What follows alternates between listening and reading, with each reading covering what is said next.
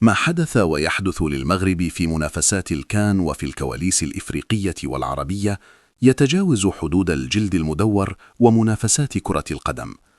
إن المتتبع الذكي للأحداث يدرك أن ما نتعرض له ليس مجرد سوء طالع أو تحكيم سيء، بل هو تحجيم ممنهج ومؤامرة صامتة وأحيانا معلنة من أطراف إفريقية وحتى عربية. ولكن لماذا؟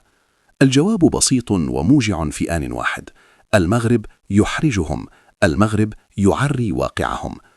إليكم النقاط التي تشرح لماذا أصبح المغرب عقدة للبعض. أولاً، عقدة النجاح بلا غاز ولا بترول. هذه هي النقطة الجوهرية. المغرب لا ينام على بحيرات من النفط، ولا يملك حقول الغاز التي تملكها دول الجوار أو دول إفريقية أخرى، ومع ذلك المغرب يتقدم، يبني ويشيد. هذا الواقع يشكل كابوساً للأنظمة الفاشلة.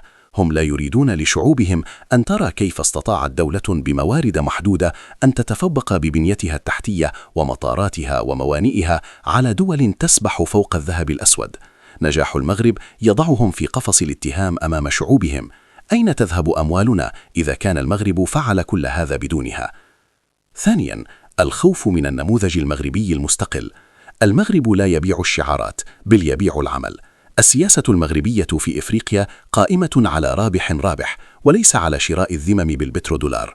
هذا التغلغل الناعم والدبلوماسية الملكية الذكية جعلت المغرب رقما صعبا لا يمكن تجاوزه. محاولة كسر المغرب كرويا هي محاولة يائسة لكسر صورته كقائد قاري جديد يفرض احترامه بكفاءته لا بأمواله. ثالثا، البنية التحتية التي لا تكذب. عندما يزور الأفارقة والعرب المغرب ويرون القطار فائق السرعة والملاعب العالمية والطرق السيار والمشاريع الكبرى يصابون بالذهول المقرون بالغيرة. إنهم لا يريدون لهذه الصورة أن تترسخ لأنها تفضح عجزهم. هم يريدون تصوير المغرب كدولة ضعيفة لكي لا يظهروا هم بمظهر فاشلين. رابعاً، السيادة واستقلالية القرار. المغرب دولة ذات سيادة حقيقية، قراره بيده، لا يملأ عليه من الشرق أو الغرب.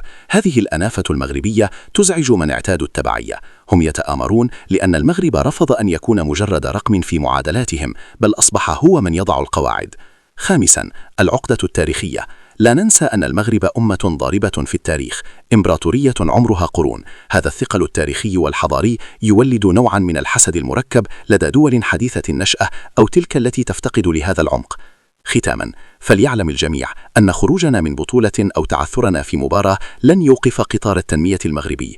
هم يحاربوننا في الملاعب لأنهم عجزوا عن مجاراتنا في الميادين الحقيقية، ميادين التنمية، الاقتصاد والدبلوماسية.